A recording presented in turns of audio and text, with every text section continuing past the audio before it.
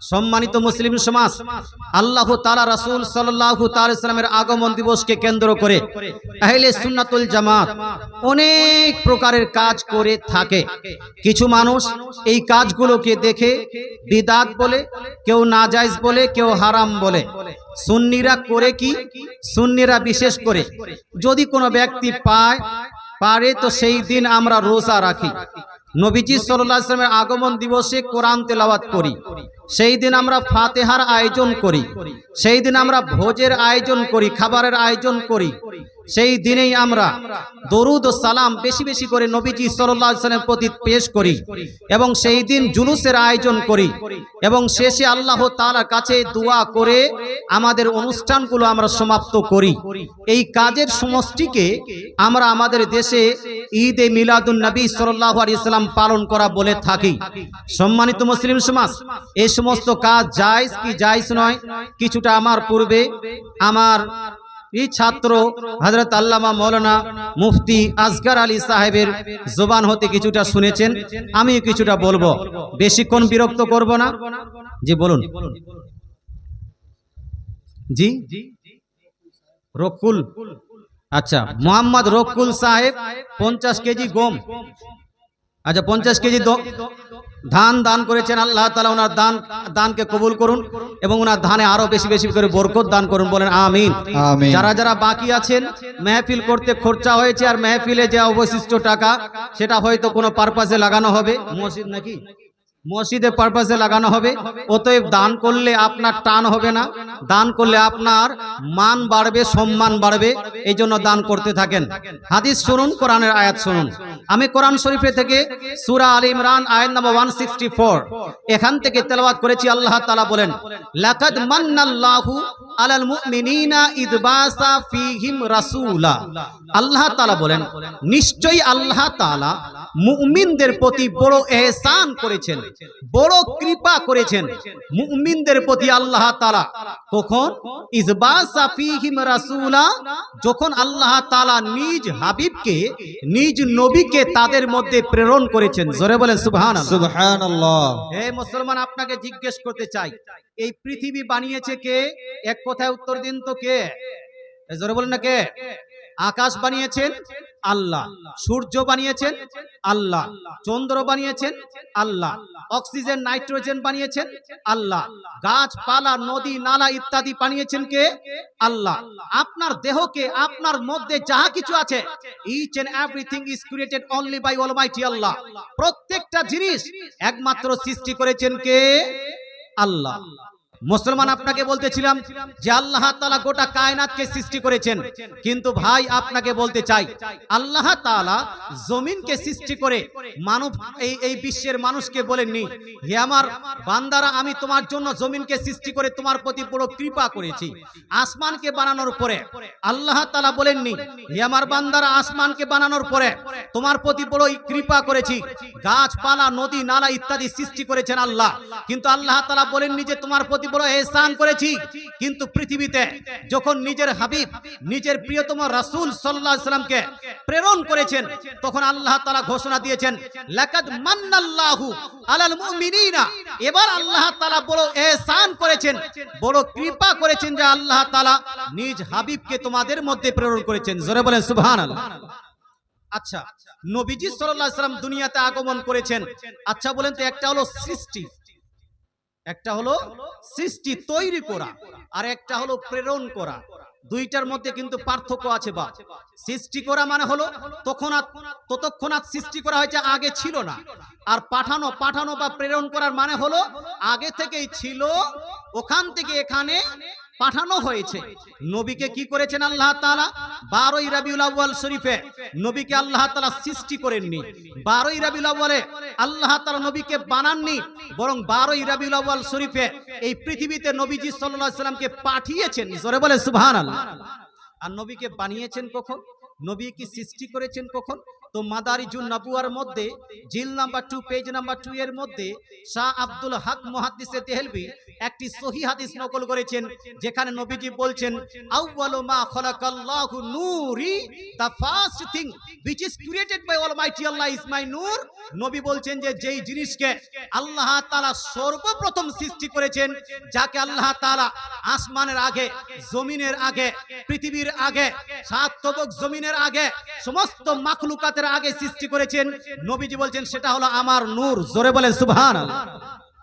অর্থাৎ নবীকে সৃষ্টি করা হয়েছে অনেক আগে, কিন্তু নবীকে সৃষ্টি করার পরে নিজের কাছে আল্লাহ তাআলা রেখেছেন, এবং পৃথিবীতে যখন আল্লাহ তাআলা পাঠান তখন বলছেন যে আল্লাহ তাআলা পৃথিবীতে নবীকে প্রেরণ করলেন।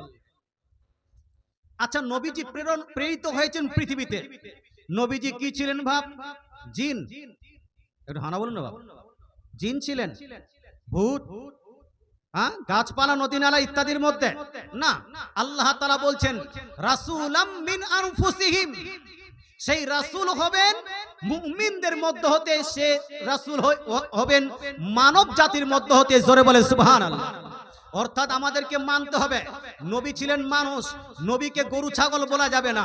নবী ছিলেন মানুষ, নবীকে জিন বলা যাবে না। নবী ছিলেন মানুষ, নবীকে ফেরেশতা বলা যাবে না। নবী ছিলেন মানুষ, নবীকে ভূত প্রেত বলা যাবে না। নবী মানুষ ছিলেন, এটা কোরআনের ডিসিশন, এটাই হলো হাদিসের ডিসিশন।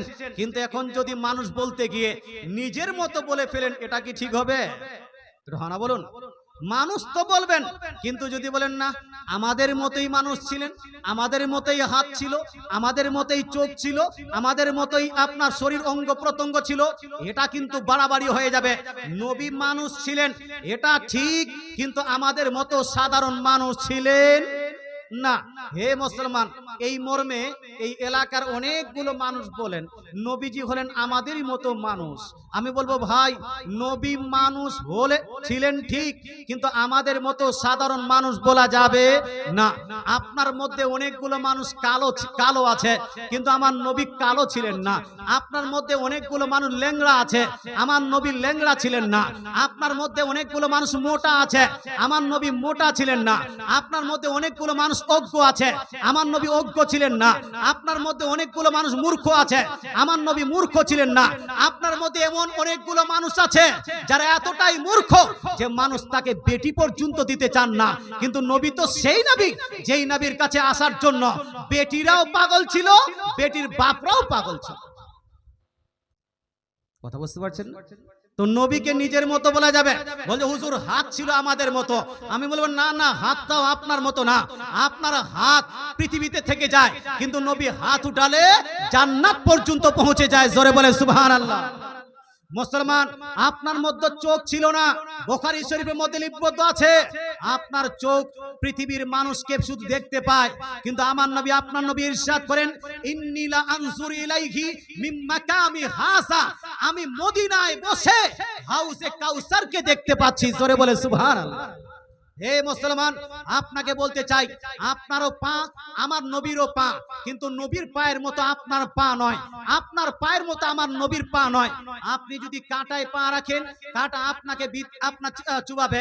আপনি যদি পাথরে পা রাখেন, পাথর আপনাকে হিট করবে, আপনাকে গরম দিবে, পাথর আপনাকে কষ্ট দিবে। কিন্তু রাসূল পাক সাল্লাল্লাহু তাআলা আলাইহি ওয়াসাল্লামের প্রসঙ্গে হাদিস বর্ণিত আছে ইদা মাশা আলা সাকার গাসাত কাদবাহু ফিহি, দয়ার নবী, মায়া নবী যখন কোন পাথরে পা দিতেন, পাথর মোম হয়ে, পাথর আপনার নরম হয়, নবীজির পায়ের নকশা নিজের সিনায় নিতেন। জোরে বলে সুবহানাল্লাহ। এটা সুবহানাল্লাহ বলা যাবে না ভাই? তাহলে ভাই আমি আপনাকে বলতে চাই আমারও হাত নবীরও হাত, কিন্তু আমার হাত নবীর মতো নয়। আপনারও পা নবীরও পা, কিন্তু আপনার পা নবীর মতো নয়। আমারও চোখ আমার নবীরও চোখ আছে, কিন্তু আমার নবীর চোখ কিন্তু আমার মতো ছিল না।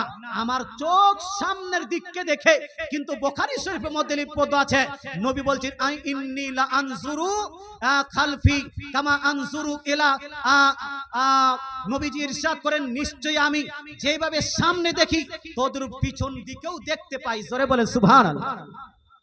সামনে পিছনে সমানভাবে দেখতে পান। তাহলে নবীর চোখকে নিজের মতো বলা যাবে? নবীর হাতকে নিজের মতো বলা যাবে? নবী তো নিজের মতো বলা যাবে না। আচ্ছা, নবীজি নিজেই সুস্পষ্ট ভাষায় ইরশাদ করে দিয়েছেন হাদিস শরীফের মধ্যে। হাদিসটি লিপিবদ্ধ আছে বুখারী শরীফ জিল নাম্বার 1 পেজ নাম্বার 262 মধ্যে।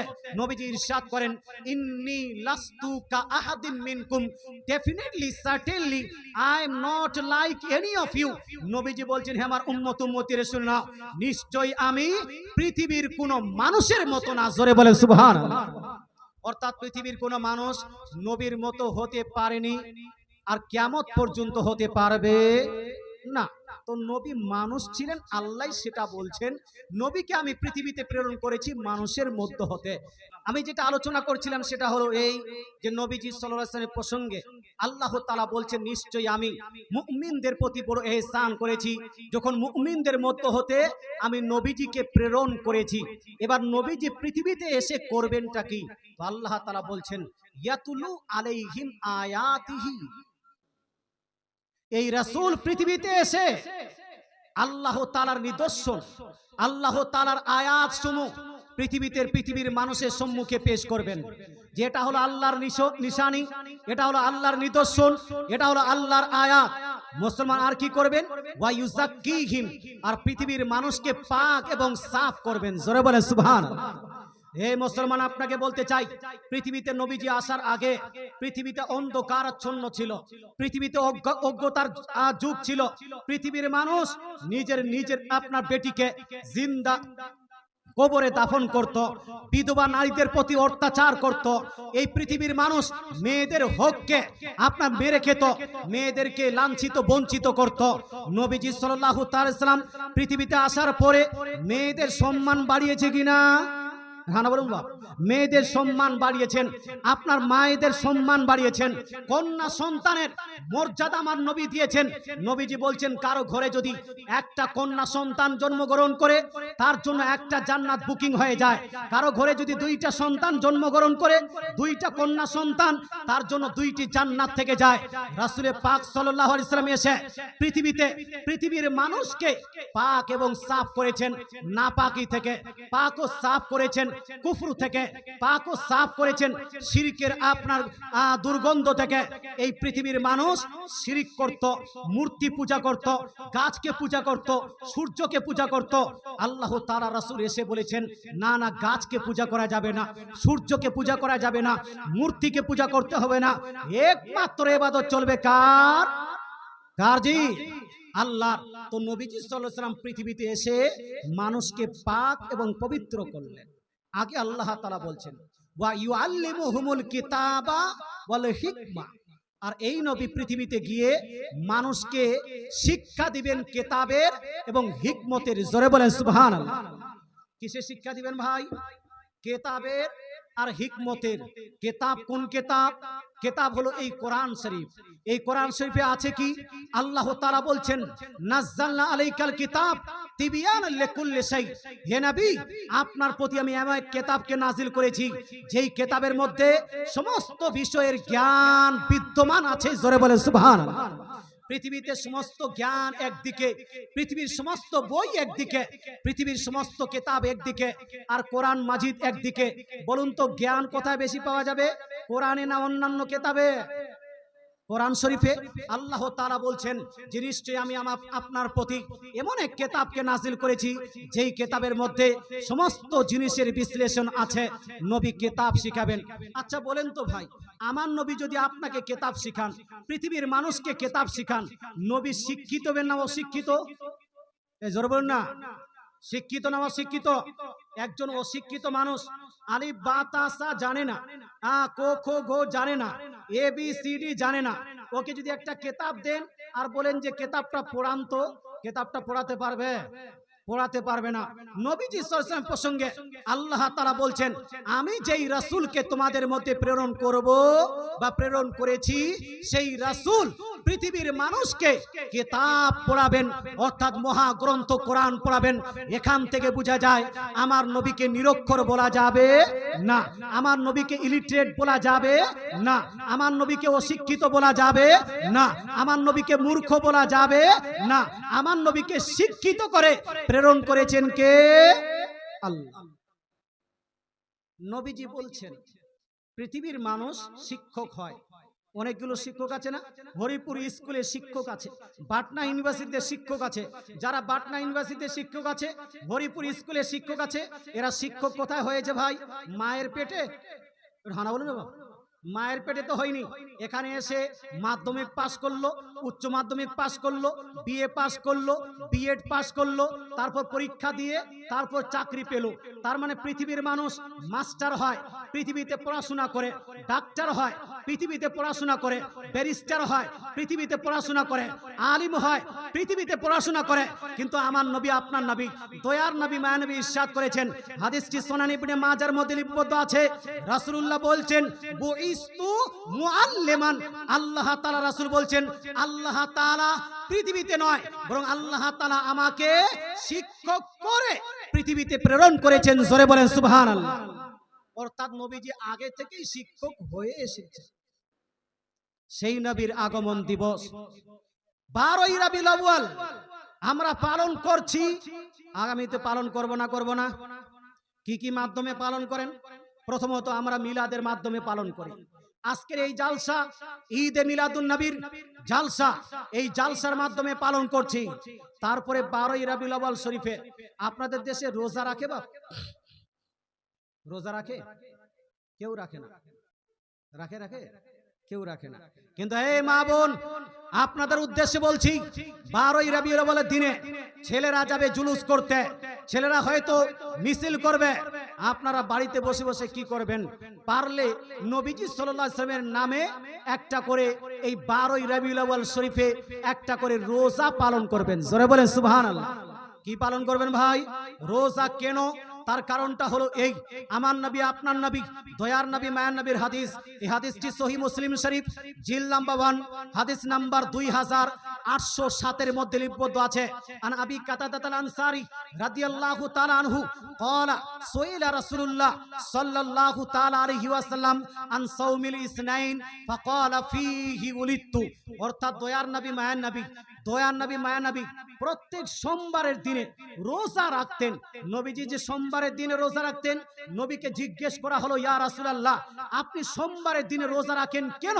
তো নবীজি বলছেন ফীহি উলিদতু, আমি সেই দিন এই জন্য রোজা রাখি কারণ সেই দিন আমি জন্মগ্রহণ করেছি। জোরে বলেন সুবহানাল্লাহ। অর্থাৎ আমি আমার জন্মের খুশিতে আল্লাহ তাআলা শুকরিয়া আদায় করার জন্য সোমবারের দিন যেহেতু আমি জন্মগ্রহণ করেছি, তাই সেই দিন আমি রোজা পালন করি। মুসলমান, আমাদের উচিত তো ছিল যে প্রত্যেক সোমবারের দিনে নবীর সুন্নতটাকে পালন করার জন্য, নবীর আগমন দিবসকে পালন করার জন্য, সাপ্তাহিক ঈদে মিলাদুন নবী, নবীর জন্মদিন পালন করার জন্য সাপ্তাহিক একটা করে রোজা রাখা, সেটা হলো সোমবারের দিন। কিন্তু সোমবারের দিনে আমরা রোজা রাখতে পারি না। প্রত্যেক সোমবার দিন রোজা রাখেন আপনারা? পারেন না। তো কমসে কম প্রতি সপ্তাহে নয় তো বছরে একবার যদি রাখেন, নেকি হবে না গুনাহ?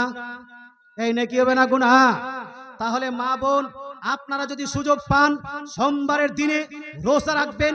আর যদি সোমবারের দিনে, প্রত্যেক সোমবারের দিনে, আমাদের দেশে কিছু কিছু মহিলা আছে যে প্রত্যেক শুক্রবারের দিনে রোজা রাখে। কোন দিন? শুক্রবার। মানে শুক্রবার ভালো দিন, জুম্মার দিন, এই দিন আপনার রোজা রাখে। তবে হাদিসে বর্ণিত হয়েছে, মা ফুকাহায়ে কেরাম বলেছেন, কেউ যদি সপ্তাহে একটা করে রোজা রাখে, সে যেন শুক্রবারের দিন রোজা না রাখে।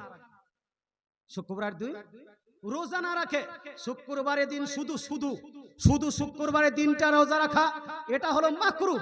মুসলমান, এটা অপছন্দনীয়।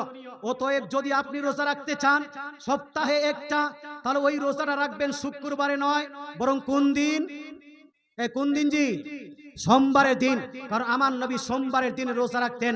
হে মুসলমান, আপনাকে বলতে চাই, আর কেউ যদি শুক্রবারের দিনে রোজা রাখতেই চান, তাহলে শুক্রবারের দিনের সঙ্গে একটা আর রোজা জয়েন করে নেবেন। বৃহস্পতিবার রাখবেন এবং বৃহস্পতিবারের সঙ্গে সঙ্গে শুক্রবার, অথবা শুক্রবারের সঙ্গে সঙ্গে শনিবার 2টা করে রোজা রাখবেন। শুধু শুক্রবারে রোজা রাখবেন না। আল্লাহ বুঝার তৌফিক দান করুক। আচ্ছা, নবীজি সোমবারের দিন রোজা রাখলেন কেন? কেন জি? জন্মদিন। তো জন্মদিন নবীজি পালন করেছেন না করেননি? এটা হানা বলেন না ভাই। পালন করেছেন। নবীজি যখন জন্মদিন পালন করেছেন, বলুন তো ইসলাম শরীয়তে জন্মদিন পালন করাটা হারাম হলো না হালাল? জায়েজ না না জায়েজ? কিন্তু কেউ যদি বাজারে গিয়ে একটা কেক নিয়ে আসে, কয়েকটা মোমবাতি নিয়ে আসে, একটা প্লাস্টিকের ছুরি নিয়ে আসে, কেকটাকে রেখে মোমবাতিগুলো জ্বালিয়ে আর মোমবাতিগুলো ফু দিয়ে বন্ধ করে happy birthday to you, happy birthday to you বলে গান করে, তাহলে জন্মদিন পালন করা জায়েজ হবে? একটু হানা বলে না, পালন হবে? এই মাধ্যমে আপনার জন্মদিন পালন করা জায়েজ হবে না। জন্মদিন যদি পালন করতে হয়, আপনার মেয়ের জন্মদিন পালন করতে পারেন নবীর সুন্নত মোতাবেক রোজা রেখে। আপনি নিজের জন্মদিন পালন করতে পারেন নবীর সুন্নত মোতাবেক রোজা রেখে। আপনি আপনার স্ত্রীর জন্মদিন পালন করতে পারেন নবীর সুন্নত মোতাবেক রোজা রেখে। এটা না জায়েজ হবে না। মুসলমান রোজাটা গেল, আরেকটা বিষয় আসি, শুধু রোজা রেখে নয়, কেউ যদি জন্মদিনে নিজের বেটির জন্মদিন, নিজের মায়ের জন্মদিন, নিজের স্ত্রীর জন্মদিন অথবা নিজের জন্মদিন পালন করার জন্য একটি ভোজের আয়োজন করে, আপনার গরু জবাই করে, খাসি জবাই করে, আপনার ছাগল জবাই করে মানুষকে খাওয়াতে চায়, এটা জায়েজ হবে না না জায়েজ? এই জায়েজ না না জায়েজ? এই মর্মে একটা হাদিস শোনাবো, তবে একবার দরুদ শরীফ পাঠ করুন। আল্লাহুম্মা সাইয়্যিদিনা মাওলানা মুহাম্মদ ওয়া আলা আলি সাইয়্যিদিনা ওয়া আলা আলি সাইয়্যিদিনা মাওলানা মুহাম্মদ সাল্লাল্লাহু তাআলা আলাইহি ওয়া আলিহি ওয়াসাল্লাম। দয়ার নবী মায়ার নবীর হাদিস, খুব ধ্যান দিয়ে শুনেন। আচ্ছা, আপনারা 12ই রবিউল আউয়াল শরীফে গরু জবাই করেন না? এই মিলাদুন নবীতে গরু জবাই করেন না? ফাতিহার আয়োজন করেন না? ফাতিহার যে আয়োজন করেন, করেন না? আপনারা করেন না? আপনার বাড়ি কোথায়? এখানেই? তো যাই হোক, ফাতিহা তো করেন না। তবে ফাতিহা যদি জিলেবি দিয়ে না করে, যদি আপনি গরু ছাগল দিয়ে জবাই করে ফাতিহা করেন বড় করে, এটা জায়েজ হবে না না জায়েজ? আমার যেখানে জুলুস হয়, আমরা যেখানে জুলুস করি, ওই জুলুসে এই বছর 24 খানা গরু জবাই হচ্ছে। ও 24 খানা গরু জবাই করে আমরা বিরিয়ানি করে সবাইকে খাওয়াবো। আমিনপুর দক্ষিণ দিনাজপুর আঞ্জুমান আহলে সুন্নাতুল জামাতের পক্ষ থেকে মুসলমান 24 খানা গরু আর বিরিয়ানি রান্না হবে, সবাইকে খাওয়াবো। মুসলমান অনেকগুলো দেখি আমার আশেপাশে, অনেকগুলো ওয়াহাবি ভাইরা, আহলে হাদিস ভাইরা বলছে ঈদে মিলাদুন নবী পালন করা বেদাত বেদাত বেদাত। কিন্তু যখন আপনার ওই যে আমরা জুলুস পালন করে বিরিয়ানি রান্না করে খাওয়াই হুজুর, তখন ওরাও এসে খেয়ে যায়। এইদিকেও খায়। 40 করা বেদাত, কিন্তু 40 খাবে ওরা। হয় কি হয় না? চাহারুম করা বেদাত, কিন্তু চাহারুম খাবে ওরা। খাবে না? খাবে না? খাবে। তো ঈদে মিলাদুন নবী করা বেদাত, তবে আসবে, খাবে না? খাবে না? তো বেদাত কে খেলো ভাই? এই বিদাত খোর কারা হলো? তারা হলো বিদাত খোর। কিন্তু আমরা বলি না না মুসলমান, ঈদে মিলাদুন নবী পালন করা বিদাত নয়, বরং এটা সাহাবীর সুন্নত। ঈদে মিলাদুন নবী পালন করা এটা নবীর সুন্নত। ঈদে মিলাদুন নবী পালন করা মুহাদ্দিসগণের সুন্নত। ঈদে মিলাদুন নবী পালন করা মুফাসসিরগণের সুন্নত। ঈদে মিলাদুন নবী পালন করা ইমামগণের সুন্নত। এই সুন্নতটাকে পালন করে আহলে সুন্নাত। জোরে বলে সুবহানাল্লাহ। আমি একটাকে রোজাটাকে প্রমাণ করলাম, এবার খাওয়ান দাওয়ানটাকে প্রমাণ করে দিই। ইমাম বুখারীর ওস্তাদের ওস্তাদ ইমাম আব্দুর রাজ্জাক মুসান্নাফ আব্দুর রাজ্জাকের মধ্যে জিল নাম্বার 5 পেজ নাম্বার 339 এর মধ্যে হাদিসটি নকল করেছেন। ইমাম হাইসামি মাজমাউজ যাওয়াইদের মধ্যে হাদিসটাকে অথেন্টিক অর্থাৎ হাদিসটাকে হাসান প্রমাণ করেছেন। হাদিসটি জালও নয়, হাদিসটি জয়ীফও নয়। হাদিসে আছে কি? আন আনাসিন রাদিয়াল্লাহু তাআলা আনহু, আনাস বিন মালিক রাদিয়াল্লাহু তাআলা থেকে বর্ণিত হাদিস। উনি বলছেন আক্কা রাসূলুল্লাহ সাল্লাল্লাহু তাআলা আলাইহি ওয়াসাল্লাম আন নাফসিহি বাদা মা বুইসা নাবিয়্যা। অর্থাৎ আনাস বিন মালিক রাদিয়াল্লাহু তাআলা বলছেন নবীজি 40 বছর অতিবাহিত করার পর, নবুয়ত প্রকাশের পরে, নিজের জীবনের 40 বছর অতিবাহিত করার পরে নিজ জন্মের খুশিতে পশু জবাই করে সাহাবাদেরকে খাইয়েছেন। জোরে বলেন সুবহানাল্লাহ। এটা জোরে সুবহানাল্লাহ হবে না? খাওয়ান দাওয়ানের ব্যাপার আছে, আর একটু জোরে সুবহানাল্লাহ। হে মুসলমান, আপনাকে বলতে চাই, আমার নবী, আপনার নবী, দয়ার নবী, মায়ের নবী পশু জবাই করে সাহাবাদেরকে খাইয়েছেন। কেন? আক্কা, আক্কা মানে হলো এই, আক্কা ইয়া উক্কা মানে হলো এই জন্মের খুশিতে পশু জবাই করে মানুষকে খাওয়ানো। এই আক্কা থেকে এসেছে আকিকা। কি এসেছে এটা? আকিকা মানে কি? নাম রেখে দিলেন, চুল কেটে নিলেন, কুদাকুদি করে নিলেন, কিন্তু ছাগল গরু জবাই করলেন না। আকিকা হবে? এটা হানা বলুন, হবে? হ্যাঁ, মিলাদও করে নিলেন, ফাতিহাও করে নিলেন, কবর জিয়ারত, মাজার জিয়ারত সব করে নিলেন, কিন্তু পশুটা জবাই করলেন না। আকিকা হবে না? হবে না? আকিকা হবে না। আকিকা মানেই হলো জন্মের খুশিতে পশু জবাই করে মানুষকে খাওয়ানো। কথা বোঝা গেল ভাই? আমার নবী, আপনার নবী 40 বছর অতিবাহিত হয়ে যাবার পরে, 40 বছর আগে তো সাহাবী ছিল না, মুসলমান ছিল না, তা খাওয়াবে কাকে? ওটা হানা বলুন হয়? হ্যাঁ, আর যদি খাওয়াতো 40 বছরের আগে যদি খাওয়াতেন নবীজি, তো বলতো, এই ওহাবিরা বলতো কাফিরের সুন্নত, খাওয়াটা কাফিরের কাজ। এটা হানা বলুন না বাপ? হ্যাঁ, তখন তো কাফিররাই ছিল, মুশরিকরাই ছিল, নবী খাওয়াতেন ওই মুশরিকদেরকে, বলতেন এটা এটা খাওয়া যেন মুশরিকদের কাজ। কিন্তু নবীজি সাল্লাল্লাহু আলাইহি ওয়াসাল্লাম, হ্যাঁ, মুসলমান জানতেন, এই আল্লাহ তার রাসূল জানতেন যে কাল কিয়ামতের মাঠ সংগঠিত হওয়ার আগে কিছু লোক আসবে যে আমার আহলে সুন্নাতুল জামাতের উপর প্রশ্নবিদ্ধ করবে। এই জন্য আমার নবী 40 বছর পর যখন মুসলমান হতে লাগলো, যখন সাহাবী হতে লেগেছেন, তখন নবীজি নিজের জন্মের খুশিতে পশু জবাই করে সাহাবাদেরকে খাইয়েছেন। এবার আমি আপনাকে বলতে চাই, আমার নবী নিজের জন্মের খুশিতে পশু জবাই করে সাহাবাদেরকে যদি খাওয়ান, তাহলে আজকে আমরা যদি আহলে সুন্নাতুল জামাত নবীজির জন্মের খুশিতে পশু জবাই করি, ছাগল জবাই করি, মুরগা জবাই করি, গরু জবাই করি, এটা জায়েজ হবে না? না জায়েজ? এটা সুন্নত হবে না বেদাত? এটা সুন্নত হবে মুসলমান, তাই এটাকে না জায়েজ বলা যাবে না। যারা করছেন না করুন, নো প্রবলেম, এটাকে আপনি সন্দেহ করবেন না। মুসলমান খাতনার সময় পশু জবাই করছেন, তখন সন্দেহ করছেন না। বিহার সময় যেন আপনি গরু জবাই করছেন, তখন বেদাত ফতোয়া লাগাচ্ছেন না। মুসলমান কিন্তু নবীর আগমন দিবসে খুশি হয়ে কেউ যদি পশু জবাই করে, তখন বেদাত ফতোয়া আসবে কেন? কথা বোঝা গেল? তো পশু জবাইটা পাওয়া গেল। পতাকা লাগিয়েছেন, এই ঝান্ডা লাগিয়েছেন, ঝান্ডা লাগাননি? বাড়িতে ঝান্ডা লাগাননি? না লাগালে লাগান, দলিলটা আমার কাছে নিয়ে নেন। अब লাগবে, अब लगेगा इंशाल्लाह। ठीक, हाँ, ज्यादा हो रहा है ना, और भी ज्यादा होगा इंशाल्लाह ताला, ज्यादा होगा। পতাকা লাগাবেন নিজ নিজ বাড়িতে। কেন লাগাচ্ছি ভাই? এগুলো আমরা সুন্নত পালন করছি বাপ, আমরা আহলে সুন্নাতুল জামাতের মানুষ। পতাকা লাগানোটা আল্লাহর সুন্নত। জোরে বলে সুবহানাল্লাহ। এটা জোরে বলেন না সুবহানাল্লাহ। আমি মাহফিলটাকে প্রমাণ করব কি করে, তো শুনুন। আমেনা তাইয়্যিবা তাহিরা, নবীজির আম্মা জান আমেনা, হযরত আমেনা তাইয়্যিবা তাহিরা জাহিদা আবেদা আমেনা তাইয়্যিবা তাহিরা রাদিয়াল্লাহু তাআলা বলছেন যে আমার নবীকে আমি যেই রাত্রিতে জন্মগ্রহণ করিয়েছিলাম, যেই রাত্রিতে আমার নবী ভূমিষ্ঠ হয়েছিলেন, সেই রাত্রিতে রাআইতু সালাসাতা আলামিন মাজরুবাত, আমি 3টি পতাকা দেখতে পেয়েছি। জোরে বলেন সুবহানাল্লাহ। কয়টি ভাই? এই 3টি পতাকা দেখতে পেয়েছি।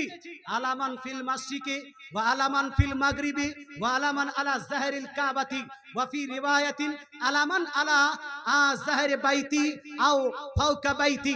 দয়ার নবী মায়ার নবীর আম্মা জান বলছেন, আমি যেই দিন নবীকে জন্ম দিয়েছিলাম, সেই দিন 3টি পতাকা দেখলাম।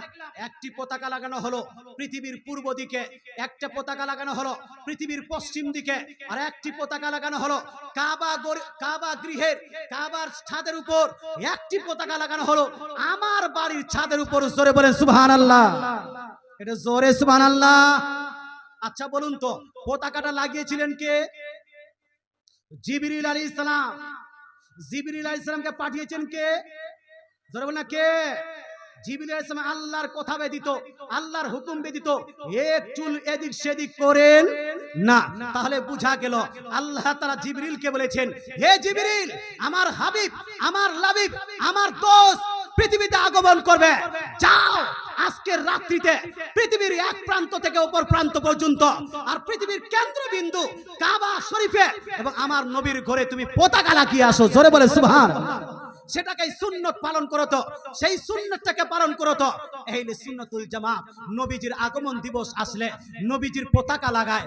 আজ এই পতাকা দেখে এক শ্রেণী মানুষ জ্বলে, এক শ্রেণী মানুষ বেদাত বলে। আমি বলবো ভাই, পৃথিবীতে অনেকগুলো পতাকা আছে। কংগ্রেসের পতাকা আছে না নাই? বলুন না বাবা। কংগ্রেসের পতাকা আছে না নাই? বিজেপির পতাকা আছে না নাই? আরএসপির পতাকা আছে না নাই? তৃণমূলের পতাকা আছে না নাই? আপনার আইএসএফ এর পতাকা আছে না নাই? আছে। পৃথিবীতে হিন্দুস্তানের পতাকা আছে, নেপালের পতাকা আছে, আপনার ভুটানের পতাকা আছে, সৌদি আরবের পতাকা আছে। পতাকা সব জায়গায় আছে কেন? কংগ্রেসের পতাকা কেন? হিন্দুস্তানের পতাকা কেন? পার্টির পতাকা কেন? এই জন্য পতাকা হয়, কারণ পতাকা হলো প্রতীক। পতাকা কি? এই পতাকাটা কি?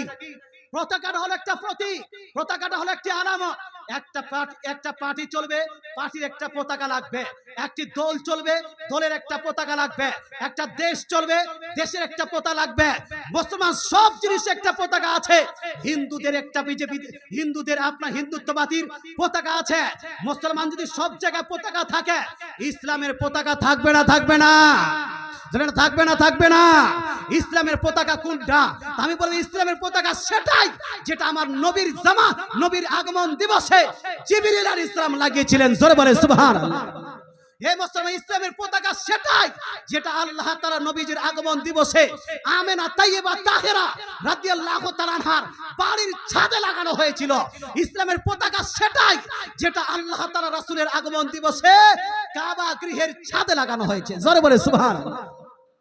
হে মুসলমান, এই ইসলামের পতাকা আপনার বাড়িতে থাকবে, ইসলামের পতাকা আপনার মসজিদে থাকবে, ইসলামের পতাকা আপনার মাদ্রাসায় থাকবে, ইসলামের পতাকা আপনার গাড়িতে থাকবে, ইসলামের পতাকা আপনার বাইকে থাকবে, ইসলামের পতাকা আপনার মাকানে থাকবে, ইসলামের পতাকা আপনার দোকানে থাকবে।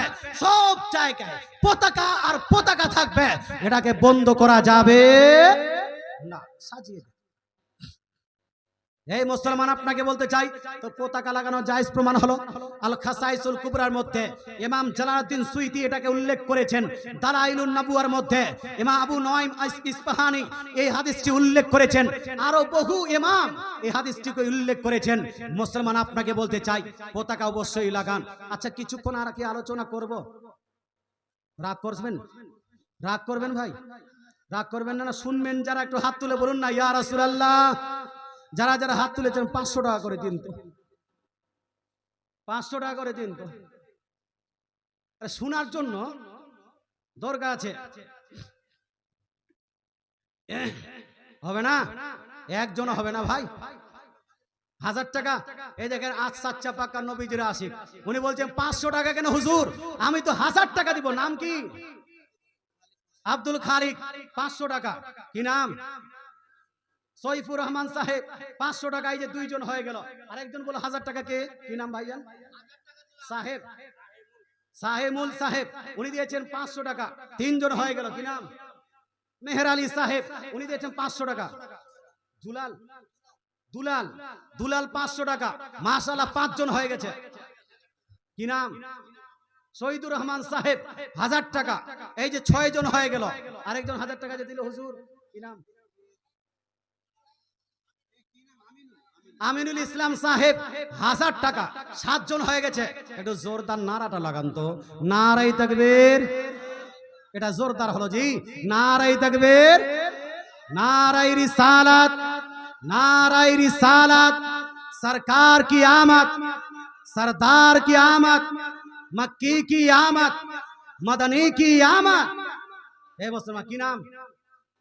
মাসিদুর রহমান সাহেব, 500 টাকা। মৌলানা মাসিদুর হাফিজ সাহেব, 500 টাকা না 1000 টাকা দিন না। এই মাশাআল্লাহ সুবহানাল্লাহ, 1000 টাকা। মৌলানা মাসিদুর রহমান সাহেব, 1000 টাকা। হয়ে গেল 8 জন। আর এই হুজুর আপনার গ্রামের নাকি? হুজুর কাছে নিব? কত নিব? তো কত? 1000 টাকা। মৌলানা ভুলে গেলাম। আব্দুল মালিক সাহেব, মৌলানা আব্দুল মালিক সাহেব যোগ্য বিজ্ঞ আলিম, বড় মাদ্রাসার শিক্ষক, বড় মাদ্রাসা জানা, বড় মসজিদের ইমাম, বড় মসজিদের খতিব, বড় গ্রামের খতিব, উনি আপনার দিয়েছেন 1000 টাকা। নারায়ে তাকবীর। ও মৌলভী সাহেব এই জন্য কমজোর নারা লাগবে নাকি? নারায়ে তাকবীর, নারায়ে রিসালাত। মৌলানা সাহেব 1000 টাকার দাতা। 8টা হয়েছে। রফিকুল মেম্বার বেশি বেশি বই নয়, কয়েকটা বই নিয়ে এসেছি। বইটির নাম হলো হাদিস ও মুহাদ্দিসগণের দৃষ্টিতে সহি নামাজ। আপনারা যে হানাফি মুসলমানরা নামাজ পড়েন, আমিন আসতে বলেন, দলিল হয়তো পাননি, নাভির নিচে হাত বাঁধেন, সহি হাদিস হয়তো পাননি, ইমামের পিছনে সূরা ফাতিহা পড়েন না, সহি হাদিস হয়তো পাননি, মহিলারা মসজিদে যান না, সহি হাদিস হয়তো পাইনি। এই কিতাবের মধ্যে আমি হানাফি মসজিদে হানাফিরা যে নামাজ পড়ে প্রত্যেকটা নামাজের আহকাম আরকানকে সহি হাদিস দিয়ে, হাসান হাদিস দিয়ে প্রমাণ করে দিয়েছি যে আমাকে নামাজের শুরুতে কান পর্যন্ত হাত তুলতে হবে। সহি হাদিস এতগুলো আছে। আমাদেরকে নাভির নিচে হাত বাঁধতে হবে, পুরুষগণ নাভির নিচে হাত বাঁধতে হবে। সহি হাদিস নবীজির এখানে পাবেন। মুসলমান ইমামের পিছনে সূরা ফাতিহা পড়া যাবে না, সহি হাদিস এখানে পাবেন। সুবহানাকা আল্লাহুম্মা ওয়া বিহামদিকা পাঠ করতে হবে, সহি হাদিস এখানে পাবেন। আপনার সুবহান রাব্বিয়াল আযীম পড়তে হবে, সহি হাদিস এখানে পাবেন। আসসালামু আলাইকুম ওয়া রাহমাতুল্লাহ, আসসালামু আলাইকুম ওয়া রাহমাতুল্লাহ বলে পালিয়ে যাওয়া যাবে না, দোয়া করে যেতে হবে। সহি হাদিস এই কিতাবে পাবেন। হাত তুলে দোয়া করতে হবে, সহি হাদিস এই কিতাবে পাবেন। একসঙ্গে দলবদ্ধভাবে ফরজ নামাজের পরে হাত তুলে দোয়া করা যায়, সহি হাদিস এই কিতাবে পাবেন। এই রকম করে 350 পৃষ্ঠা, প্রায় 350 পৃষ্ঠার বই। এই বইটি আমি লিপিবদ্ধ করে দিয়েছি। মুসলমান আপনার জন্য, আপনার ছেলের জন্য, শিক্ষিত ব্যক্তির জন্য খুবই উপকারী, খুবই জরুরি এই বইটি। এই বইটির দাম হলো 300 টাকা। কিন্তু ঈদে মিলাদুন নবী সাল্লাল্লাহু তাআলা সাল্লাম এই যে আপনার উদ্দেশ্যে যেহেতু এই জালসাটা করেছেন, এই জন্য বিশাল অফার হিসেবে 300 টাকা নয়, অন্যান্য সব আপনি যদি অনলাইনে নেন, অনলাইনে 200 টাকা পেয়ে যাবেন। যদি আপনি কালিয়াচকে নেন, কালিয়াচকে 150 টাকায় পেয়ে যাবেন। অন্যান্য জালসাতে 150 টাকা দিয়ে দিতাম, কিন্তু আজকে ঈদে মিলাদুন নবীর জন্য অফারের জন্য 300 টাকার বই মাত্র 100 টাকায় পেয়ে যাবেন। মুসলমান মাত্র এই 17-18টা বই আছে।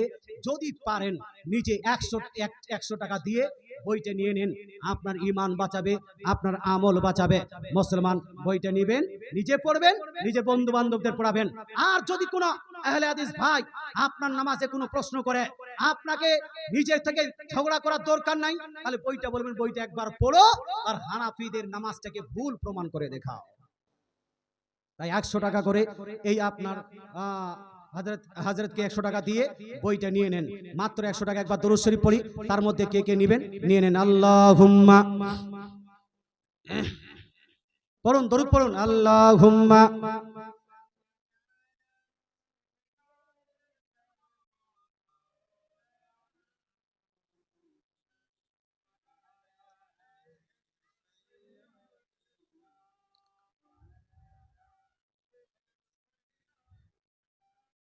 মাওলানা মুহাম্মদ সাল্লাল্লাহু তাআলা আলাইহি ওয়াসাল্লাম। মহিলারা ঈদগাহে এবং মসজিদে না তো তারাবি নামাজ পড়তে যাবে, না জুম্মার নামাজ পড়তে যাবে, না আপনার ঈদের নামাজ পড়তে যাবে। সহি হাদিস দ্বারা প্রমাণিত বইটাতে আমি উল্লেখ করে দিয়েছি। অতএব মা বোন বাড়িতে নামাজ পড়বে। মা বোনেরা পুরুষের মতো নাভির নিচে হাত বাঁধবে না, বরং বুকের উপরে হাত বাঁধবে। এটাই হলো ইজমা দ্বারা প্রমাণিত। হানাফি, শাফি, মালিকি, হাম্বলি সমস্ত ইমামগণের ইজমা হয়ে গেছে যে মহিলারা বুকের উপরে হাত বাঁধবে। এটাও আমি প্রমাণ করে দিয়েছি। মুসলমান আপনাকে বলতে চাই যে কি এটা ভালো আছে। আচ্ছা, বাবা ইন্তেকাল করে গেছে, তাহলে নাক ফুলটা আচ্ছা 2টা আছে, ভাঙা আছে, যাই হোক ঠিক আছে। আচ্ছা আচ্ছা ঠিক ঠিক, নো প্রবলেম। 2টা নাক ফুল আর 50 কিলো 2টি নাক ফুল ইনার আম্মা জান আপনার দান করেছেন মসজিদের নামে, আর প্লাস 50 কেজি ধানও দান করেছে। আল্লাহ তাআলা এই নাক ফুলকে এবং 50 কিলো ধানকে কবুল করুন। জোরে বলেন আমিন। নারায়ে তাকবীর। এজন্য বলেন নারায়ে তাকবীর, নারায়ে রিসালাত, নারায়ে রিসালাত। নাক ফুলের দাতা জিন্দাবাদ। সরকার কি আমাত মারহাবা। মুসলমান আপনাকে বলতে চাই, এই হুজুর এটাকে রাখেন। মুসলমান আপনার এখানে ঈদে মিলাদুন নবী সাল্লাল্লাহু তাআলা সাল্লামের আপনার জুলুসটা করে এই যে সিআইডিসি নিয়ে যান নাকি? জুলুসটাকে সিআইডিসি নিয়ে যাওয়া হয়? হ্যাঁ, আচ্ছা, এই কদমতলী পর্যন্ত। হ্যাঁ, মাশাআল্লাহ, সুবহানাল্লাহ। তাহলে কদমতলীর মানুষ এই দিকে আসবে, এদিককার মানুষ ওই দিকে যাবে। আপনাকে দেখে কিছু মানুষ ঠাট্টা করবে, কিছু হাসি মজাক করবে, কিন্তু ভাই আপনাকে বলতে চাই সবাই বের হবে, সবাই বের হবে, একদিন বের হবে। তবে ভাই আমার পূর্বে মুফতি আসগার সাহেব আপনাকে বলছিলেন যে মুসলমান মিছিল তো অনেক চলে পৃথিবীতে, কিন্তু সব থেকে শান্তিপূর্ণ মিছিল, সব থেকে আপনার ভালো মিছিল কোনটা? নবীর মিছিলটা, নবীর জুলুসটা। অতএব এই জুলুসে গিয়ে কেউ ডিজে বাজাবেন না, এই জুলুসে গিয়ে কেউ কুদাকুদি করবেন না, এই জুলুসে গিয়ে কেউ কাউকে গালাগালি করবেন না, এই মিছিলে গিয়ে কারো বিপক্ষে স্লোগান দেওয়ার দরকার নাই। আপনার এই মিছিলে গিয়ে আপনারা কোন রকম অশালীন ব্যবহার করবেন না। সুন্দরভাবে টুপি পরে, আপনার মাথায় হাতে একটা ঝান্ডা নিয়ে, মাথায় টুপি পরে, সুন্দর পাঞ্জাবি পরে, ইয়া রাসূলুল্লাহ স্লোগান দিয়ে, নারায়ে তাকবীর আল্লাহু আকবারের স্লোগান দিয়ে, এবং আল্লাহ তাআলা রাসূলের প্রতি দরুদ ও সালাম পেশ করতে করতে, আপনার নবীজির প্রতি, আপনার নবীজি সাল্লাল্লাহু আলাইহি ওয়াসাল্লামের প্রতি নাত এবং মানকাবাত পাঠ করতে করতে আপনি মিছিলটা পাঠ করবেন। খবরদার, হোশিয়ার, এই মিছিলে বেয়াদবি করা যাবে? যাবে যাবে যাবে না মুসলমান। আর মা বোনরা কি করবে? আচ্ছা, মিছিলের একটা আমি দলিল দিয়ে দিই। নবীজি সাল্লাল্লাহু আলাইহি সাল্লাম যেই দিন মক্কার ভূমিতে জন্মগ্রহণ করেছিলেন, আচ্ছা বলুন তো, সেই দিন মক্কার ভূমিতে কোন মুসলমান ছিল? বাপ ছিল? ছিল? মুসলমান তো ছিল না, তখন তো সব কাফের, কাফেরের দল, মুশরিক দল, হয়তো দু চারটা মুয়াহিদ ছিলেন, দু চারজন মুয়াহিদ ছিলেন। মুসলমান আপনাকে বলতে সব আপনার কাফের। নবীজি সাহাবীও ছিলেন না, নবীজি কাউকে মুসলমানও তখন করেননি, জন্মগ্রহণ করেছেন। তাহলে সেই সময় মিছিল করবেন বা সেই সময় মিছিল হবে, এটা তো কোনো কনসেপ্ট হতে পারে না। হতে পারে কি? তারপরে 40 বছর পর্যন্ত নবীজি নবুয়ত প্রকাশ করেননি, তো 40 বছর পর্যন্ত কি মিছিল হবে? মিছিল হবে না। তারপরে 40 বছর পর যখনই নবুয়ত প্রকাশ করলেন, কাফিরের অত্যাচার শুরু হলো না? হলো না? হলো।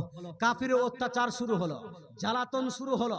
মক্কা শরীফে নবীজি থাকাকালীন অনেক টেনশন, অনেক সমস্যার সম্মুখীন হয়েছে না হয়নি? এই সময় কি সাহাবায়ে কেরাম মিছিল করতে পারবেন? তাহলে তখন সুযোগ ছিল না। মক্কার আপনার জ্বালাতনের কারণে নবীজি মক্কা থেকে হিজরত করে কোথায় আসলেন? মদিনায় আসলেন। মদিনায় এসে শান্তিপূর্ণভাবে ইসলাম প্রচার হয়েছে না হয়নি? জ্বালা বন্ধ হয়েছে না হয়নি? অত্যাচার বন্ধ হয়েছে না হয়নি?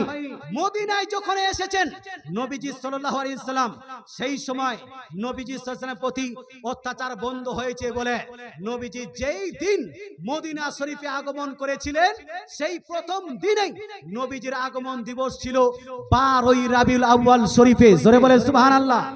কোন দিন? 12ই রাবিউল আউয়াল শরীফে নবীজি আগমন করেছিলেন আপনার মদিনা শরীফে।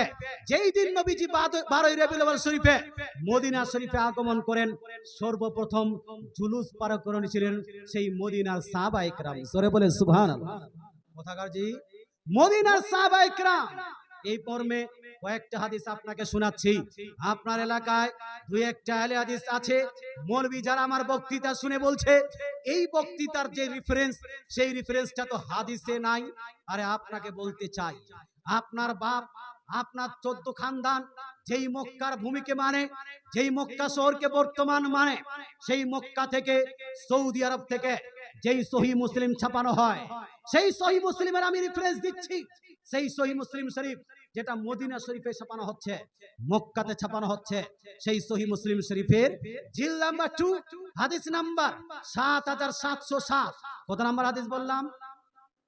7707 এর মধ্যে লিপিবদ্ধ আছে, যখন নবীজি মদিনা শরীফে 12ই রাবিউল আউয়াল শরীফে নবীজির আগমন দিবস, জন্ম দিবসের দিনে আগমন করলেন, সেই সময় তাফাররাকাল গিলমান ওয়াল খাদামু ফিত তুরুক فصعد الرجال والنساء فوق البيوت وتفرق الغلمان والخدم في الطرق ينادون يا محمد يا رسول الله। বলেন বলেন বলেন। পীর মানা হারাম না জায়েজ, মেয়ের পক্ষ থেকে জানতে চেয়েছেন। হে মা বোন, ইনশাআল্লাহ আলোচনা করছি।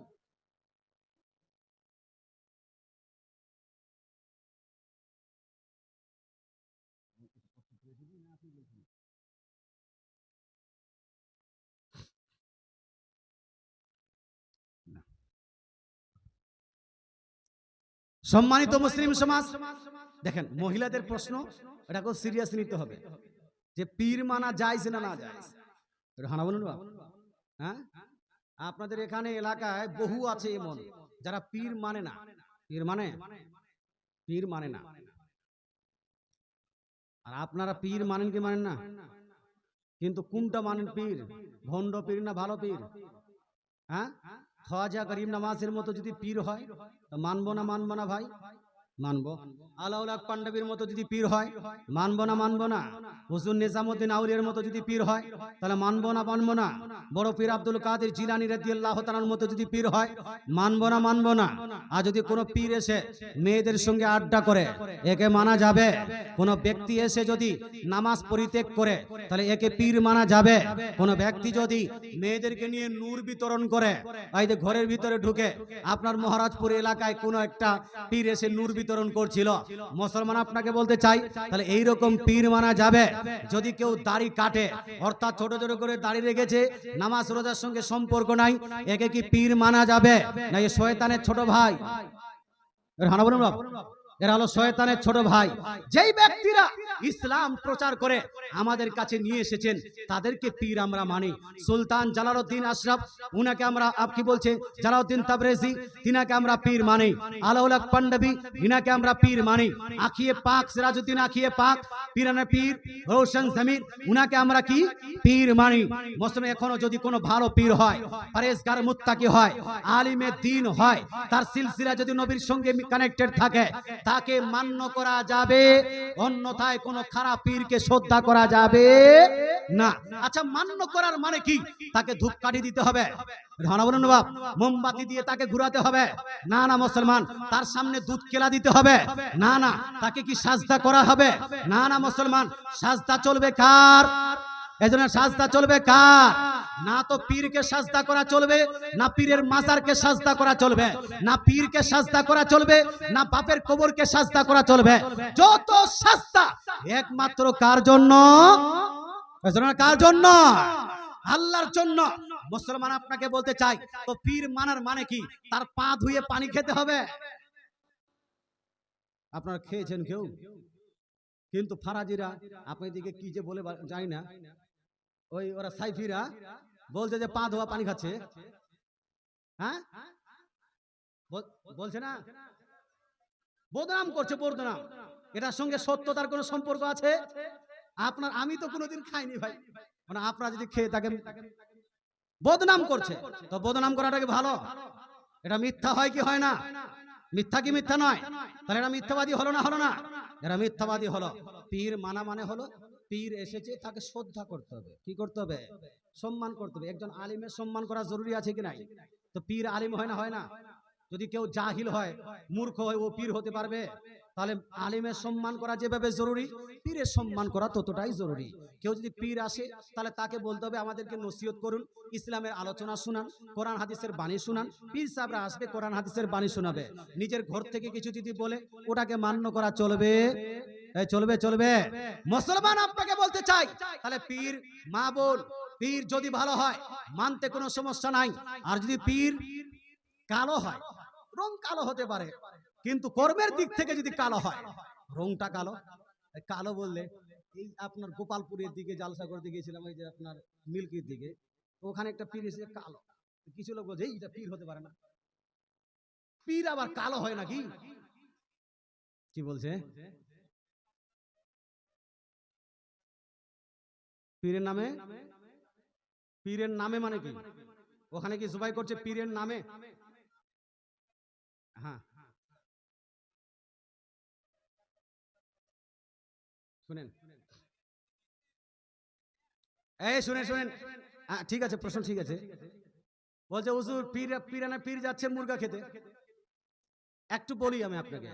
আচ্ছা, পীরানা পীরে যে মুরগাটা হয় ওটা কি পীরের নামে হয় না আল্লাহর নামে হয়? জোরে বলুন না বাপ। তাহলে মুরগা খেতে যাচ্ছে আল্লাহর নামে, কিন্তু খাওয়াটা ওখানে, খাওয়াটা ওখানে। বাড়িতে খেলে মুরগা খেলে যাইজ না না যাইজ? হানা বলুন না বাপ। এখন কেউ যদি বলে বাড়িতে খাওয়া যাইজ আছে, কিন্তু মাঠে খাওয়া হারাম। মাঠে খাওয়া হারাম, কারণ মাঠে খাওয়ার কোনো দলিল নাই। ধানবাড়ি বলেন আপনার, ধানবাড়ি, ধানবাড়ি বলেন। ধানের ক্ষেতটা কি বলে, ধানবাড়ি বলেন, ধানবাড়ি বলেন না। কেউ যদি বলে ধানবাড়িতে খাওয়া যায় না, মুরগা খাওয়া হারাম, কারণ ধানবাড়িতে মুরগা খাওয়ার কোনো দলিল নাই। বলেন আচ্ছা যাই বলেন, বুঝেছেন এটাই অনেক। বলতে চাই মুসলমান, তো শুনুন, মাজারের পাশে মুরগা খান, আল্লাহর নামে যদি খান তাহলে ওখানেও জায়েজ আছে। বাড়িতে যদি আল্লাহর নামে খান এটা জায়েজ আছে। বিসমিল্লাহ আল্লাহু আকবার বলে গরু ছাগল যেখানেই জবাই করবেন, হালাল হবে না হারাম? হালাল না হারাম? কিন্তু যদি কোনো মহিলা নিজের স্বামীর নামে জবাই করে তা হালাল হবে না হারাম? মন্টুর বাপের নামে দিয়ে জবাই করে দিল, হালাল না হারাম? আর মন্টুর বাপ যদি মন্টুর মায়ের নামে জবাই করে, হালাল না হারাম? তবু হারাম। এবার যদি কোনো মুরিদ যদি পীরের নামে বলে ইয়া গৌস পাক বলে যেন জবাই করে দিল, হালাল হবে না হারাম? এই পীরের নামে যদি জবাই করে, হালাল না হারাম? কিন্তু আজ পর্যন্ত আমি কোন পাগল মুরিদ কেউ পাননি যেই মুরিদ নিজের পীরের নামে জবাই করেছে। হে মুসলমান, আপনাকে বলতে চাই, যেখানেই জবাই হবে আল্লাহ এবং আল্লাহর নামে বিসমিল্লাহ আল্লাহু আকবার বলে, সেটা হালাল না হারাম? সেটা হালাল করেছে রাসূলুল্লাহ, সেটা হালাল করেছে আল্লাহ। যদি ওয়াহাবি মুল্লাহ এটাকে হারাম করতে চায়, হারাম হবে না। তাই বলতে চাই মুসলমান, মাজারের পাশে খান অথবা কবরের পাশে খান অথবা মসজিদের পাশে খান, মাদ্রাসার ঘরে খান অথবা বাড়ির ঘরে খান, যেখানে খান জায়েজ আছে। তবে ভাই আপনাকে বলতে চাই, মাজারে যখন যাবেন, মাজারে গিয়ে জিয়ারত তো করবেন, মাজারে গিয়ে দরুদ তো পড়বেন, মাজারে গিয়ে সালাম তো করবেন, মাজারে গিয়ে কোরআন তেলাওয়াত তো করবেন, মাজারে গিয়ে দোয়াও করবেন। দোয়া করবেন কার কাছে? জোরে বলুন না, দোয়া করবেন কার কাছে? মসজিদে করলে দোয়া করব কার কাছে? জোরে বলতে হবে কার কাছে? এই জালসাতে দোয়া করলে কার কাছে? মাদ্রাসায় দোয়া করলে কার কাছে? মাজার এবং কবরে গিয়েও দোয়া করলে কার কাছে? আল্লাহর কাছে। আল্লাহর কাছে দোয়া করতে হবে। এবার কেউ যদি মান্নত করতে চায় আর মান্নতটা যদি এইভাবে করে, হে পীর সাহেব তোমার কাছে মান্নত করলাম, অমুকটা হয়ে গেলে অমুকটা দিব, এই মান্নতের পন্থাটা ভুল হবে। কথা বুঝে গেল? এই মান্নতের পন্থাটা ভুল হবে। সঠিক পন্থা হলো যেখানেই বলবেন মান্নত করবেন কার কাছে? জোরে বলুন না, কার কাছে? মান্নাতে শারঈ এটা হলো একটি ইবাদত, উরফি কথা বলছি না। মান্নাতে শারঈ, মান্নাতে উরফিটা তো মান্নাতই নয়, মান্নাতে উরফিটা মান্নাতই নয়। মান্নাত যেটা অরিজিনাল মান্নত, যেটা অরিজিনাল আপনার নসর এবং মান্নত, সেটা একমাত্র কার? সেটা হলো ইবাদত। আর ইবাদত আল্লাহ ছাড়া কারো কাছে করা যায় না। তাই ভাই, মসজিদে গিয়ে কেউ যদি মান্নত করে কার কাছে করতে হবে? আল্লাহর কাছে। বাড়িতে কেউ যদি মান্নত করে কার কাছে করতে হবে? আল্লাহর কাছে। আপনার কেউ যদি মাজারের পাশে গিয়েও মান্নত করে, সেই মান্নত হবে কার কাছে?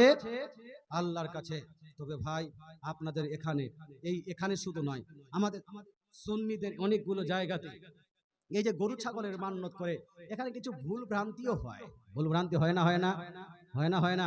মান্নত করলেন আল্লাহকে, আল্লাহ অমুক কাজটা হয়ে গেলে গরু দিব, তো গরুটা দিয়ে দেন না, গরিব মিসকিনদেরকে দিয়ে দেন, এটাই হলো সঠিক মান্নত। হানা বলুন বা মুসলমান, আল্লাহ অমুক কাজটা হয়ে গেলে 10,000 টাকা দান করে দিব, তো কোনো গরিব ফকিরকে দিয়ে দেন, এটাই হলো মান্নত। মুসলমান আল্লাহকে বলেন, আল্লাহ আমার বেটা যদি সুস্থ হয়ে যায় 2 দিনের রোজা রাখবো, তাহলে 2 দিনের রোজা রাখেন, এটা হলো সঠিক মান্নত।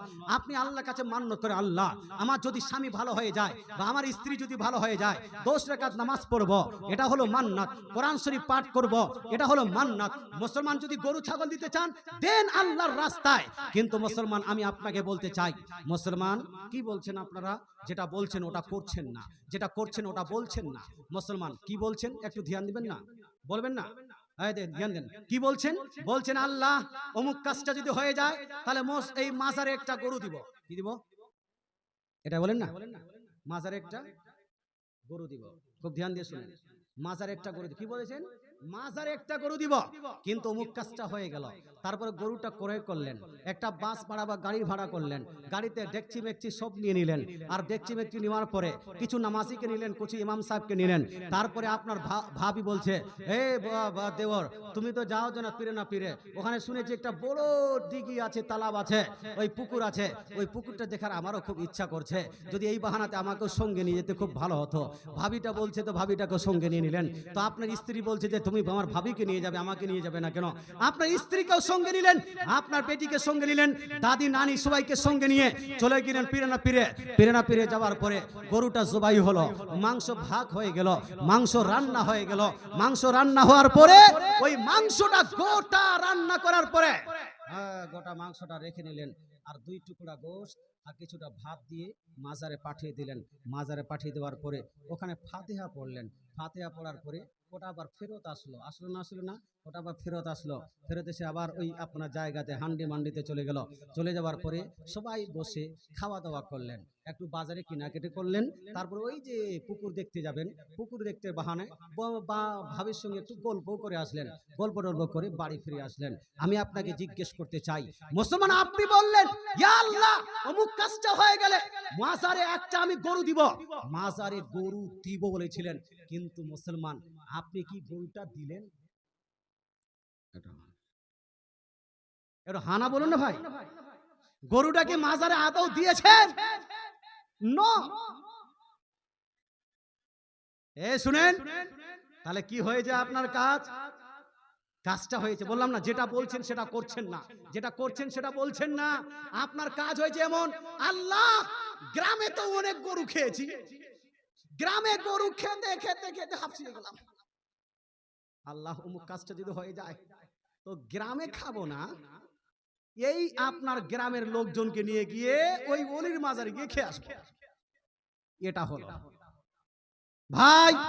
তাই বলতে চাই, মাজারে কেউ যদি মান্যত করেন, মাজারের নামে বা কোনো পীরের নামে কেউ যদি মান্যত করে, মান্যত করার আগে আমি জায়েজ না জায়েজ আজকে বললাম না, শুধু এতটুকু বলছি, আপনার উদ্দেশ্যে শিক্ষিত মানুষ, যদি আপনি মান্যত করেন, মান্যত করার আগে এইরকম বড় বড় আলিমদেরকে আগে জিজ্ঞেস করেন যে আমি মান্যত করতে যাচ্ছি, কিভাবে মান্যত করব, যেটা জায়েজ পন্থা সেই পন্থা অনুযায়ী আমাকে বলুন, সেই পন্থা অনুযায়ী আমি মান্যত করব, যেটা না জায়েজ পন্থা সেই পন্থা অনুযায়ী আমি মান্যত করব না। মৌলভী সাহেবকে জিজ্ঞেস করবেন, সঠিক পন্থাটা আপনাকে বলে দিবেন। কিন্তু ভাই, না তো মান্যত করার সময় না মান্যত পূরণ করার সময় কোনটাই মৌলভীকে জিজ্ঞেস করা হচ্ছে না, নিজে নিজে ভুল কাজ করবেন আর সুন্নিদেরকে বদনাম করবেন। কথা বোঝা গেল? নিজে নিজে ভুল কাজ করবেন আর সুন্নি আলিমদেরকে বদনাম করবেন। না না মুসলমান, আমি রাজাপুর মাদ্রাসায় জালসায় এসেছিলাম, এসে আবার আপনার জালসাতে বললাম যে ভাই, যারা গরু ছাগলের মান্যত করে নিয়েছেন মাজারে, ওরা মাজারে না দিয়ে যদি এই আপনার রাজাপুর মাদ্রাসায় ওই গরুটা দিয়ে দিতেন, ওই ছাগলটা দিয়ে দিতেন, ওই মুরগিটা দিয়ে দিতেন, ওই পীরের ইসালে সওয়াবের উদ্দেশ্যে দিয়ে দিতেন, তাহলে বেশি নাকি পেতেন। এক লোক রেগে গেছে, ফায়ার হয়ে গেছে। মুসলমান আপনাকে বলতে চাই, যদি আপনার ওই রাজাপুরে মাদ্রাসায় দেন, নাকি বেশি না কম? বেশি না কম? বেশি হবে। তবে ভাই, ভাবিকে তো নিয়ে যাওয়া যাবে না, নানিকে তো নিয়ে যেতে পারলাম না, এই জন্য না রাজাপুরে না ওখানেই দিতে হবে, রাজাপুর মাদ্রাসায় না ওখানেই দিতে হবে। মুসলমান, আল্লাহ তাআলা বুঝার তৌফিক দান করুক, আমল করার তৌফিক দান করুক। রাগ করার দরকার নাই ভাই, মান্যতে শারঈ করার আগে কোন আলিম ওলামার কাছে জেনে নেবেন। আল্লাহ তাআলা বুঝার তৌফিক দান করুক, আমল করার তৌফিক দান করুক, বলেন আমিন। ভালো পীর মান্য করা যাবে, তবে ভণ্ড পীর আমরা মানি না।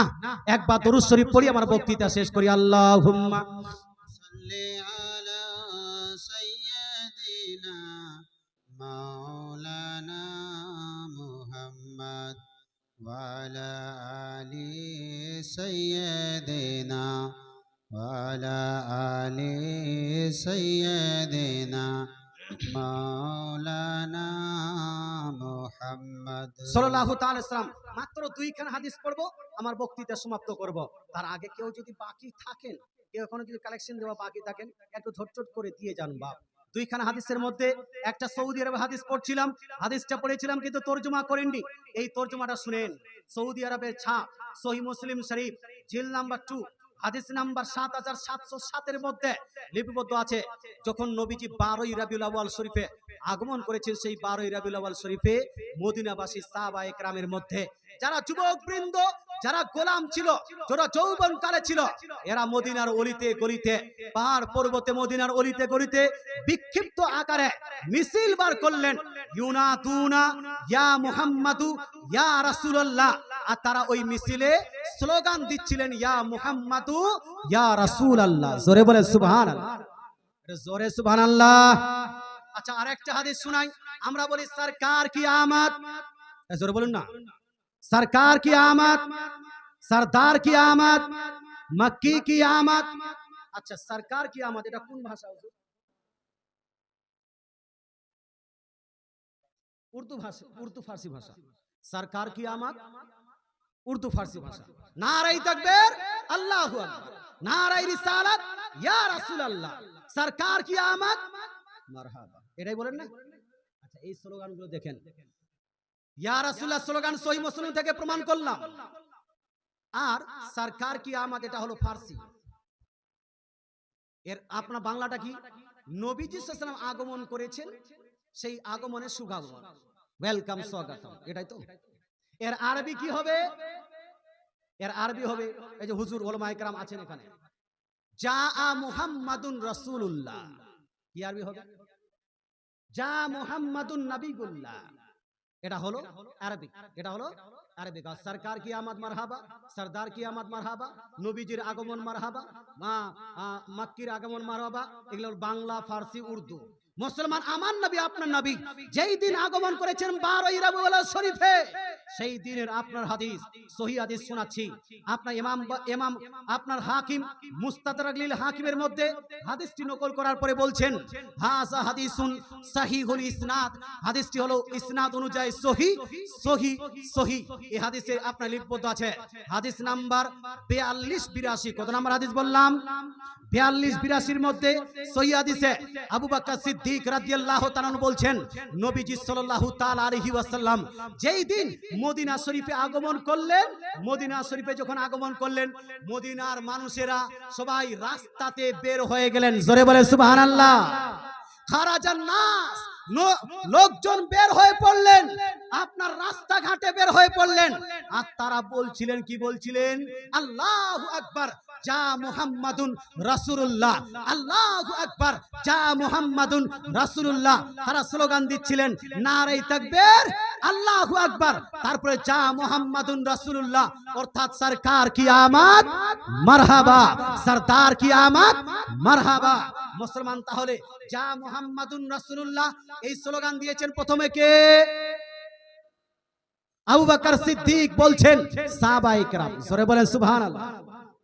আর আমরা নবীজি সাল্লাল্লাহু আলাইহি ওয়াসাল্লাম আগমন দিবসে নাত পড়ি না, পড়ি না, পড়ি না, পড়ি না, নাত পড়ি। এই নাত পড়ার প্রসঙ্গে একটা হাদিস লিপিবদ্ধ আছে।